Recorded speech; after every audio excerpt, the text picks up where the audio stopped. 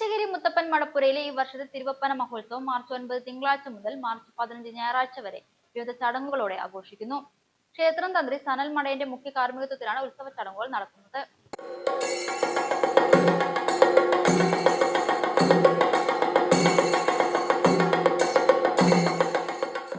തിങ്കളാഴ്ച നടന്ന ഗണപതി ഹോമം, കൊടിവരവ്, ധ്വജാരോഹണം എന്നിവയോടെ ഉത്സവത്തിന് തുടക്കമായി. വെള്ളിയാഴ്ച വൈകുന്നേരം 7 മണിക്ക് ഗണേശഗിരി ഒരുമയുടെ നേതൃത്വത്തിൽ തിരുവാതിരക്കളി അരങ്ങേറും.